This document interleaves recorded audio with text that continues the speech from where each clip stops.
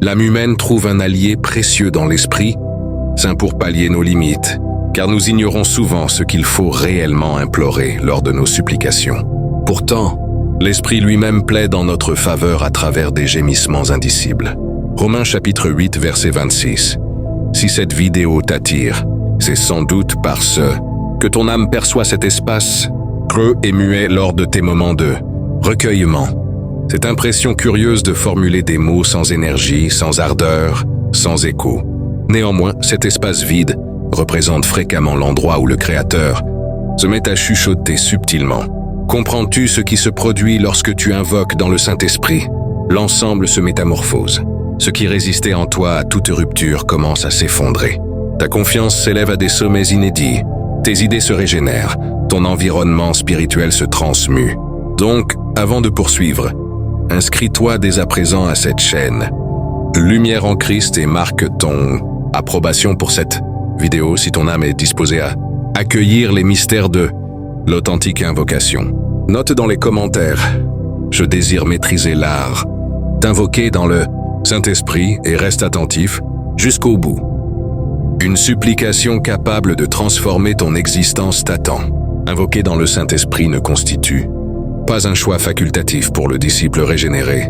C'est une exigence essentielle pour quiconque aspire à progresser dans la force et l'authenticité divine. L'apôtre Jude ne proclamait-il pas « Quant à vous, chers amis, fortifiez-vous sur la base de votre foi la plus sacrée, invoquée au moyen du Saint-Esprit » Jude, verset 20, et Paul insistait avec vigueur, en toutes circonstances par l'Esprit, adressez toute forme d'invocation et de requête.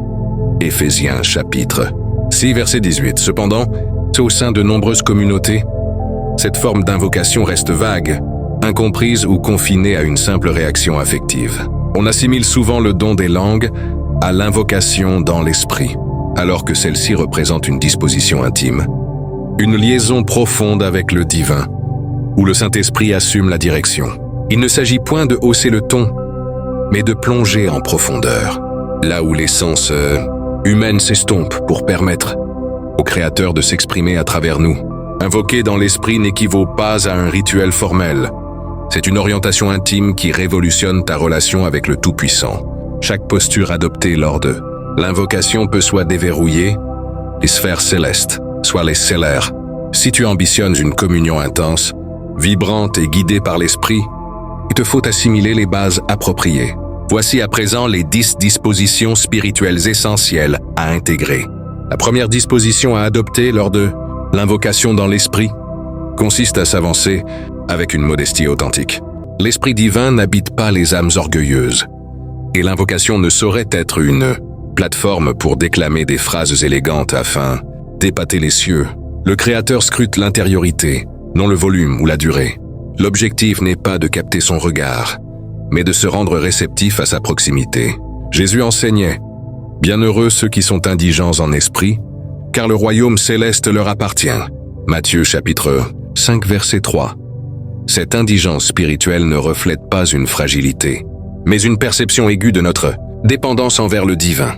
Celui qui aborde l'invocation en se croyant omniscient verrouille déjà l'accès à l'instruction de l'esprit. La modestie implique d'admettre que sans lui, tu ignores même comment formuler une invocation. C'est se présenter face au Créateur tel un enfant exposé, adaptable, prêt à être orienté.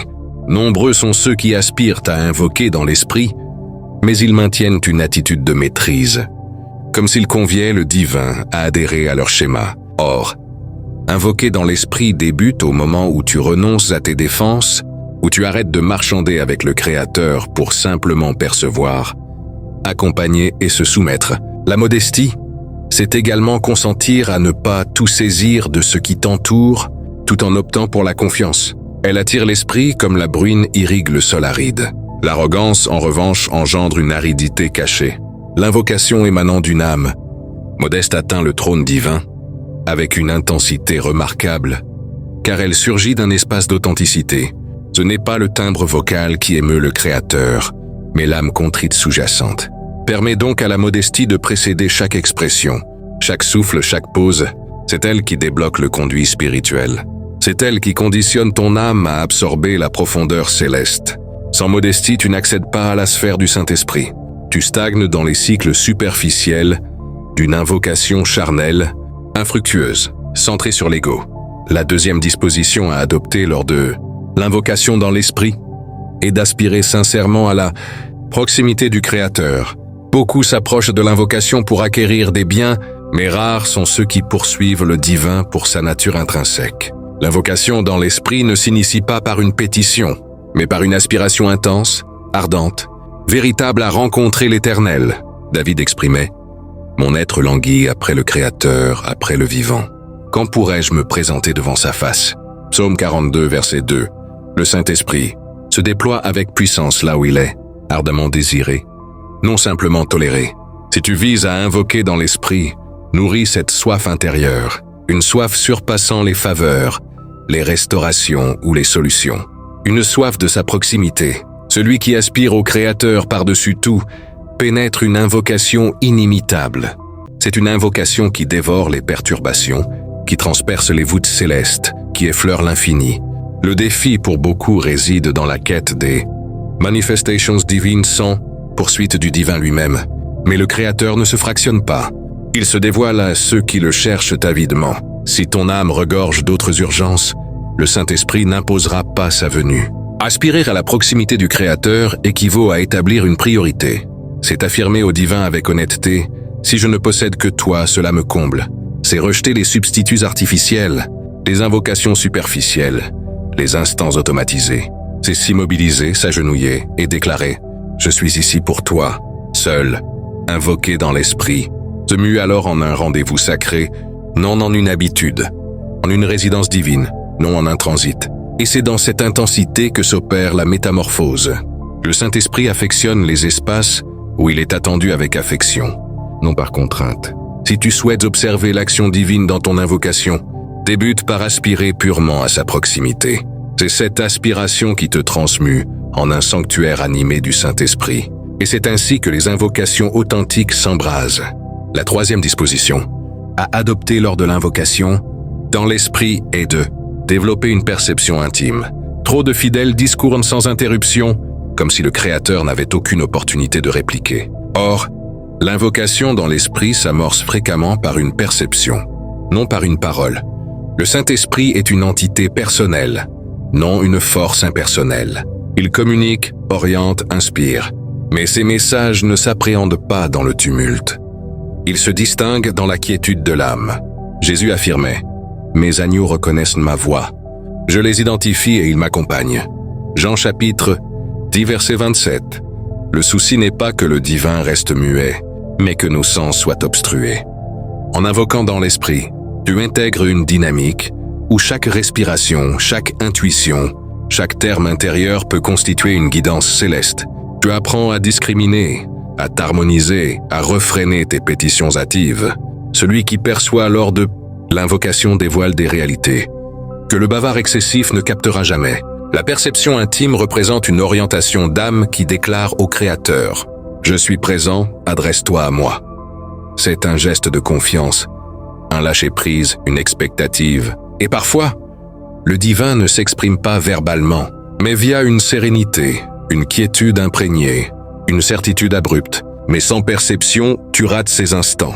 Invoquer dans l'esprit ne vise pas à impressionner le Créateur par des discours, mais à cheminer avec lui, à saisir ses impulsions, à synchroniser avec ses rythmes, et cela s'acquiert uniquement via la perception. Développer cette perception te guide vers une profondeur rare. Tu ne discours plus pour discourir. Tu réponds à un appel.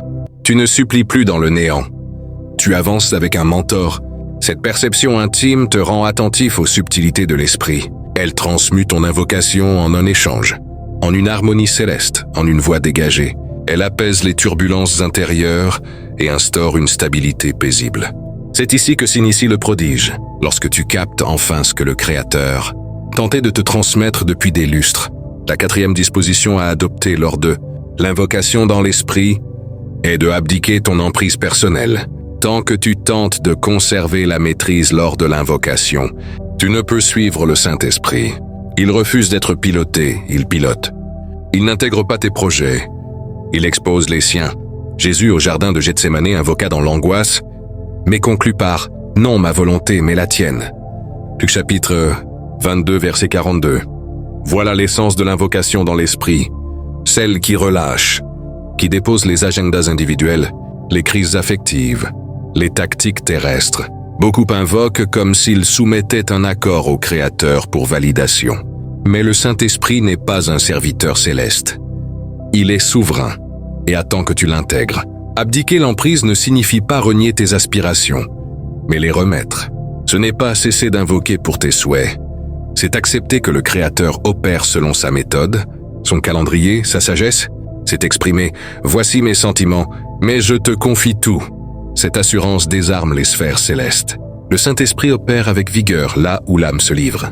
Tant que tu gères seul, que tu décides, anticipes, influences même tes invocations, tu entraves l'œuvre de l'Esprit. Mais dès l'abdication, une quiétude surnaturelle s'installe.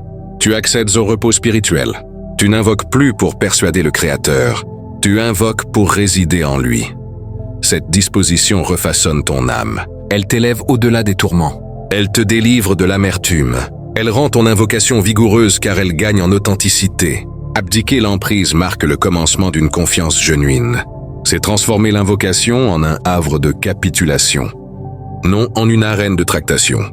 C'est ici que l'esprit s'abat, que les entraves se dissolvent, que les éléments s'harmonisent lorsque tu cesses de commander et permets au Créateur d'être souverain. La 5e disposition à adopter lors de l'invocation dans l'esprit est de persister, même en absence de sensation.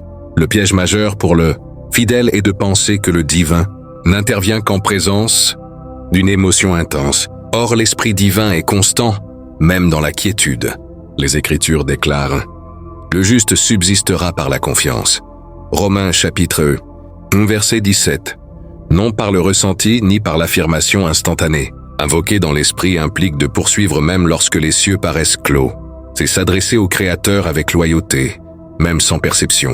Celui qui attend perpétuellement une sensation finit par capituler. Mais celui qui endure, même dans l'aridité, rencontre le divin dans une profondeur inaccessible aux émotions. Le Saint-Esprit ne repose pas sur ton état affectif. Il agit via la confiance, l'engagement, la régularité. Tu n'invoques pas parce que tu perçois. Tu invoques parce que tu sais en qui tu places ta confiance. Et souvent, l'œuvre majeure de l'esprit s'accomplit dans l'obscurité, l'expectative, la simple persistance fidèle. Même dans la quiétude, c'est ici que ton esprit se trempe. C'est ici que ta confiance mûrit. C'est ici que ton invocation devient inébranlable. Si cette disposition te parle, note dans les commentaires. Je m'engage à invoquer sans relâche, même sans sensation. Car c'est dans cette endurance que le divin récompense ta confiance. Et fréquemment, c'est suite à ces invocations muettes, obstinées, dénuées d'émotions que surgissent les avancées spirituelles les plus intenses. La 6e disposition à adopter lors de l'invocation dans l'esprit est de s'ancrer dans la révélation divine. Le Saint-Esprit n'opère jamais en opposition au texte sacré. Il en est l'inspirateur. Invoquer dans l'esprit ne consiste pas à forger des expressions énigmatiques. C'est affirmer avec assurance ce que le Créateur a déjà révélé. Les Écritures indiquent « Saisissez l'arme de l'Esprit, qu'est la révélation divine ». Éphésiens, chapitre 6, verset 17. Celui qui invoque en s'appuyant sur la révélation accède à un fondement spirituel inébranlable, car le divin veille à réaliser sa révélation. Beaucoup d'invocations manquent d'impact, car basées sur des affects ou des réflexions terrestres.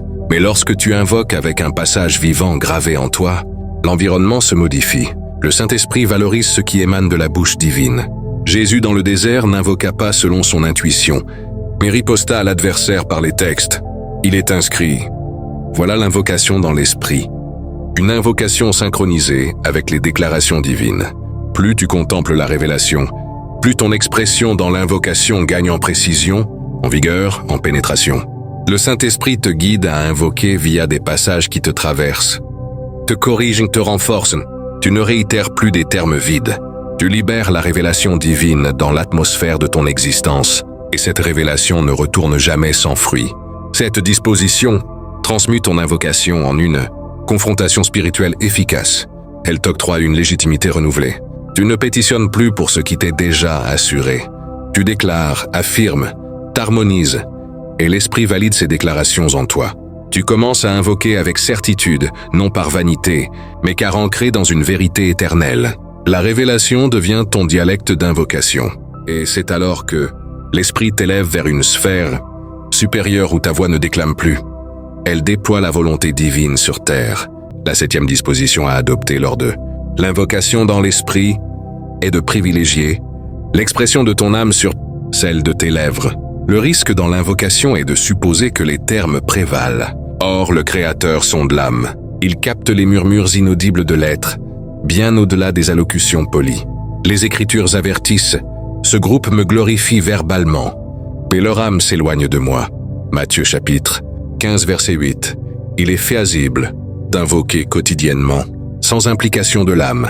C'est pourquoi invoquer dans l'esprit implique de lier tes expressions à ton essence profonde. Lorsque tu invoques de l'âme, le Saint-Esprit s'abaisse avec tendresse. Même un gémissement peut émouvoir le divin plus qu'une longue invocation mémorisée. L'authenticité spirituelle surpasse la prestation orale. Le Saint-Esprit ne recrute pas des rhéteurs. Il quête des dévots. Celui qui invoque de l'âme captive l'attention de l'Éternel. Il ne vise pas l'élégance formulation. Il vise la véracité. Et cette véracité intime ébranle les barrières spirituelles. Même les pleurs se mutent en invocation lorsqu'ils jaillissent de l'âme. Même la quiétude gagne en puissance lorsqu'elle émane d'une âme honnête. Trop de disciples invoquent pour impressionner autrui, mais l'Esprit t'encourage à invoquer pour être effleuré par le divin. Lorsque tu t'adresses au Créateur sans réserve, avec ton entièreté, sans façade, sans calcul, ton invocation s'anime. Tu n'as plus à traquer les expressions idéales. Tu exposes ton être et le divin y pénètre. L'âme est le siège de l'esprit. C'est là qu'il aspire à œuvrer. Si tu désires que ton invocation dans l'esprit gagne en vigueur, reconnecte tes lèvres à ton âme. Tu constateras que même des termes basiques, lorsqu'authentiques, se transforment en traites qui fendent les cieux.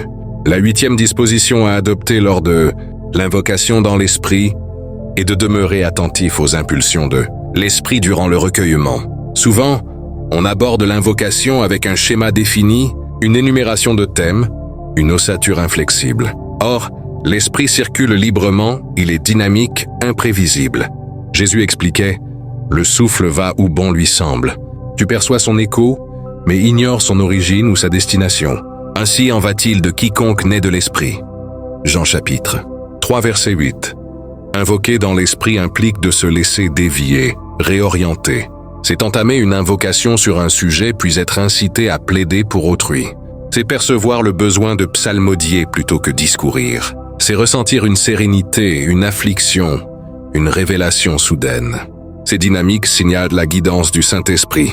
Si tu restes clos, tu manques ce qu'il projette. Mais en restant attentif, l'Esprit t'instruit à invoquer au-delà de tes limites. Il te mène à intercéder pour des réalités encore incomprises. Il te fait éprouver les sentiments divins. Il instille en toi une flamme ou une affliction. Et ton invocation devient un vecteur. L'esprit aspire à orienter, inspirer, insuffler constamment. Mais si ton âme est rigide, tu ne pourras l'accompagner. Être attentif signifie déclarer au divin « Accomplis ta volonté ». Ce n'est pas de la volatilité, c'est de la soumission. C'est se rendre accessible, flexible. Et c'est ainsi que l'invocation gagne un caractère visionnaire. Chaque expression est inspirée, chaque pose imprégnée, chaque geste consacré. Ne t'enferme pas dans ta rationalité terrestre. Ouvre-toi à la liberté de l'esprit, et tu observeras que tes invocations deviennent plus dynamiques, plus intenses, plus efficaces car elles ne proviennent plus de toi. Elles émanent du divin via toi. La 9e disposition à adopter lors de l'invocation dans l'esprit est d'autoriser l'esprit à rafraîchir ton expression. Beaucoup invoquent invariablement avec les mêmes termes, les mêmes clichés, les mêmes formulations éculées. Or, l'Esprit divin est inventif, vibrant, innovant. Il ne se duplique pas. Il régénère. Les Écritures invitent à entonner pour l'Éternel une mélodie inédite. Psaume 96, verset 1. Cette mélodie inédite ne concerne pas uniquement la musique, mais une vitalité spirituelle. Invoquer dans l'esprit implique d'accepter que ton expression évolue, que tes termes se réajustent, que ta façon de t'adresser au divin s'harmonise avec son œuvre actuelle en toi. L'esprit aspire à t'enseigner à exprimer selon la confiance, non la lamentation. à déclarer selon les cieux, non la terre, à louer plutôt que dénigrer, à convoquer les invisibles comme déjà manifestés. Mais si tu persistes dans un dialecte rituel, guindé, inanimé, tu restreins l'œuvre de l'esprit. Le Créateur désire entendre ta voix authentique, non une imitation. Il veut voir ta confiance croître dans ton expression. Il vise à faire de tes lèvres une fontaine d'eau pure. Mais cela requiert une ouverture, une prédisposition intime. Dis, Saint-Esprit, régénère mes expressions, assainis ma parole, anime mes termes, et il agira. Il t'offrira des termes inédits, des hymnes, des exclamations, des quiétudes saturées. Il te mènera dans une invocation inventive, vibrante, saturée de vérité. Tu ne t'ennuieras plus lors du recueillement. Tu exploreras quotidiennement une approche novatrice pour dialoguer avec ton Père. Ton être sera sustenté, éveillé, consolidé. L'expression rafraîchie marque l'empreinte d'une invocation imprégnée de l'esprit. La 10e disposition à adopter lors de l'invocation dans l'esprit est d'exprimer la reconnaissance avant même la manifestation. C'est la posture de ceux qui ont saisi que le divin mérite l'hommage, même sans visibilité immédiate.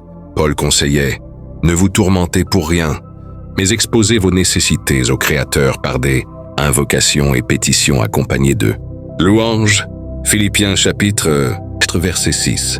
La reconnaissance est une clé céleste.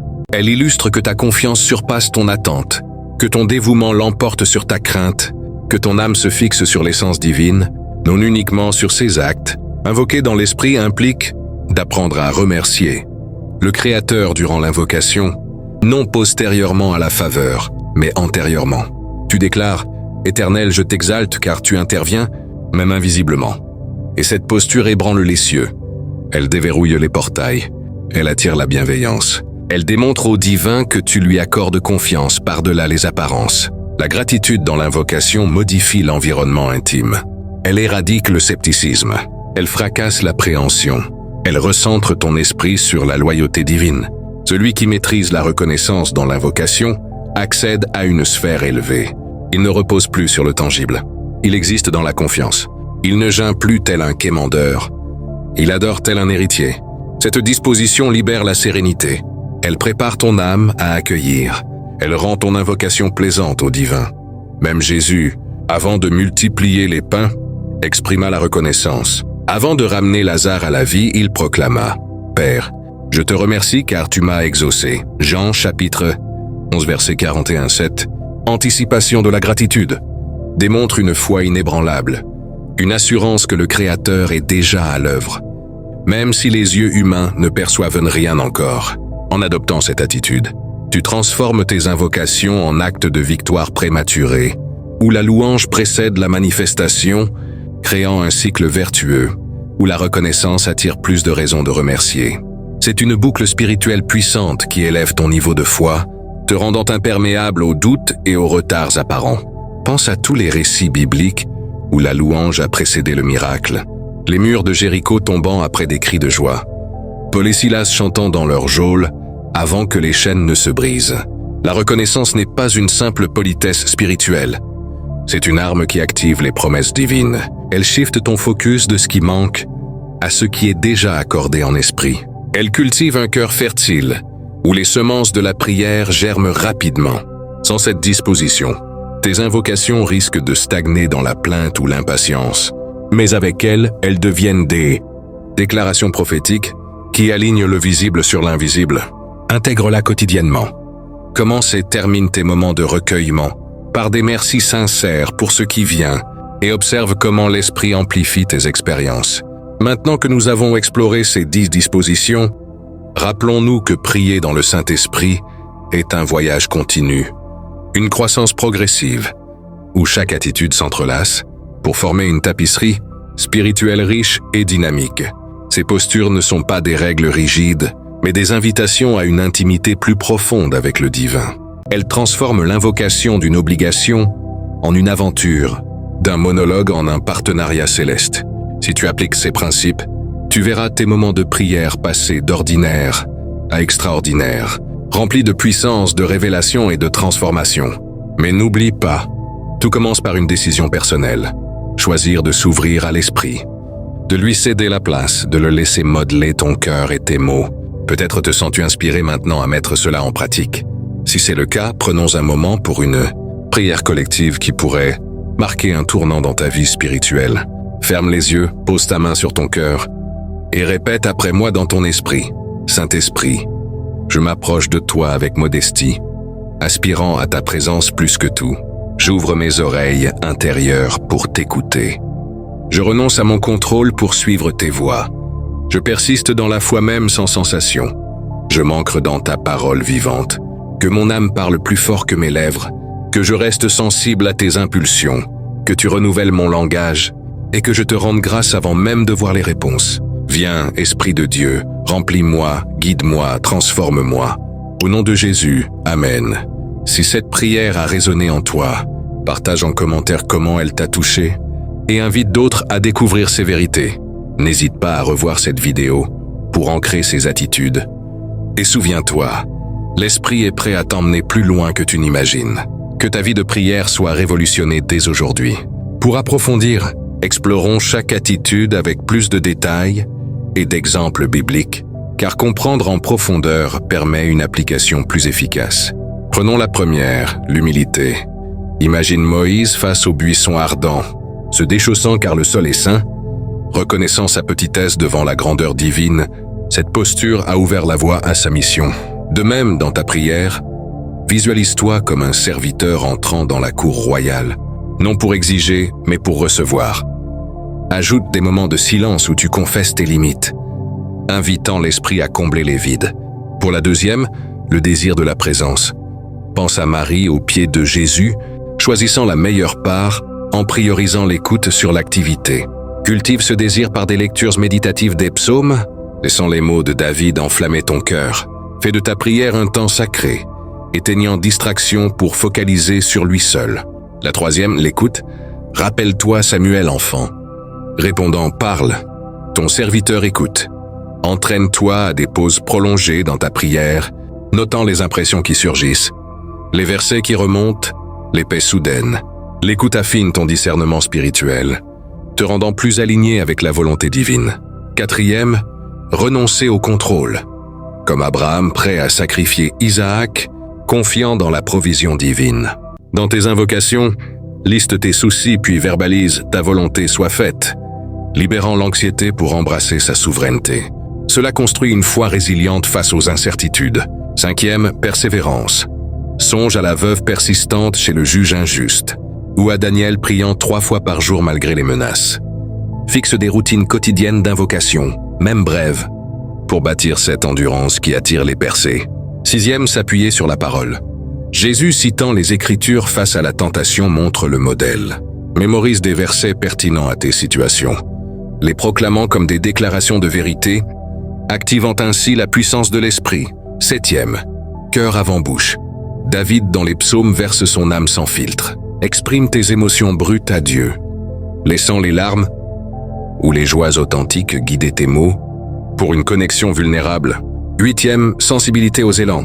Comme Philippe guidé par l'esprit vers l'eunuque éthiopien, sois flexible dans ta prière, changeant de direction si une urgence spirituelle émerge. Neuvième, renouveler le langage. Inspiré par les prophètes qui parlaient frais du Seigneur, varie tes expressions.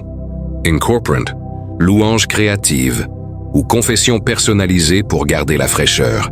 Dixième, gratitude anticipée. Comme les lépreux remerciant Jésus en chemin vers la guérison, exprime merci pour les réponses en cours, cultivant une attitude positive qui multiplie les miracles. En étendant ces explications, tu peux voir comment ces attitudes s'interconnectent. L'humilité ouvre à l'écoute, qui mène à la sensibilité, renforcée par la parole, tout enveloppée dans la gratitude. Applique-les une par une sur une semaine, journalisant tes expériences pour traquer la croissance. Imagine les impacts. Relations restaurées par intercession guidée. Décisions sages via révélations intimes. Paix intérieure malgré les tempêtes. L'esprit n'est pas distant. Il attend ton invitation. Pousse plus loin. Intègre le jeûne pour aiguiser ses dispositions. Ou prie en groupe pour amplifier l'expérience collective. Souviens-toi des apôtres en acte, priant dans l'esprit, jusqu'à ce que le lieu tremble. Ton espace de prière peut devenir un tel portail. Si des doutes surgissent, retourne à la base. l'Esprit aide notre faiblesse comme au début. Il intercède, transformant nos soupirs en prières puissantes. Embrasse cela et ta vie spirituelle fleurira. Pour conclure cette expansion, envisage des applications pratiques. Pour l'humilité, commence par confesser des péchés spécifiques. Pour le désir, lis des témoignages de rencontres divines. Pour l'écoute, pratique la méditation contemplative. Pour le renoncement, utilise des affirmations de soumission. Pour la persévérance, fixe des rappels quotidiens. Pour l'ancrage scriptural, crée un journal de versets priés. Pour le cœur authentique, prie à voix haute sans script. Pour la sensibilité, note les interruptions divines. Pour le langage neuf, essaie la prière poétique. Pour la gratitude, liste 10 merci par session. Ces outils rendront les attitudes concrètes menant à une prière transformative. Que l'Esprit t'envahisse abondamment.